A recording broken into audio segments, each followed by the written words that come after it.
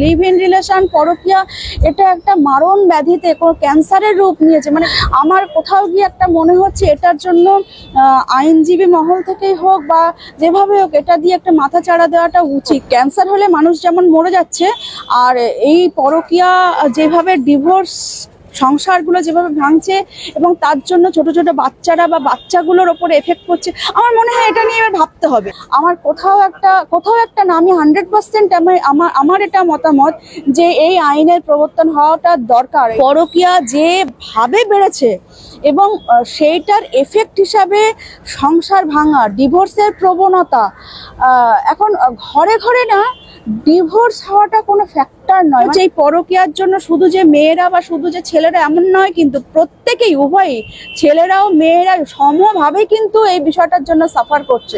এর যে কি প্রচন্ড একটা এফেক্ট আমাদের সমাজ সংসারে পড়েছে, তো সেইটা আমার মনে হয় এবার একটু মানে তলিয়ে দেখার সময় এসেছে। একটা মারণ ব্যাধি ক্যান্সারের থেকেও ভয়ানক রূপ নিয়েছে।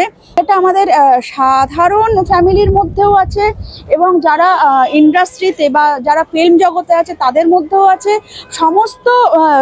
সমস্ত জায়গাতেই কিন্তু এই পরকীয়া একটা এফেক্ট ফেলেছে এবং সংসার ভাঙা, কি বলবো, ক্যান্সার হলে মানুষ যেমন মরে যাচ্ছে, আর এই পরকীয়া যেভাবে ডিভোর্স সংসারগুলো যেভাবে ভাঙছে এবং তার জন্য ছোট ছোট বাচ্চারা বা বাচ্চাগুলোর ওপর এফেক্ট করছে, আমার মনে হয় এটা নিয়ে এবার ভাবতে হবে। শুধুমাত্র সোশ্যাল মিডিয়ার নোংরা সাফাই করব, ব্যাপারটা সোশ্যাল মিডিয়ার নোংরা সাফাইয়ের মধ্যেই তো একটা সঙ্গে একটা উদাহরণ হিসাবে উঠে আসবে। এবার সবাই তো আর কোর্ট কাছারি পর্যন্ত পৌঁছায় না, সবাই তো আর রাস্তায় নামছে না, বা সবাই তো দৃষ্টি আকর্ষণ করতে পারছে না, কিন্তু এই মারণ ব্যাধি কিন্তু ঘরে ঘরে পৌঁছে গিয়েছে। সুতরাং এইটাকে নিয়ে এবার ভাবার সময় এসেছে বলে আমার মনে হয়।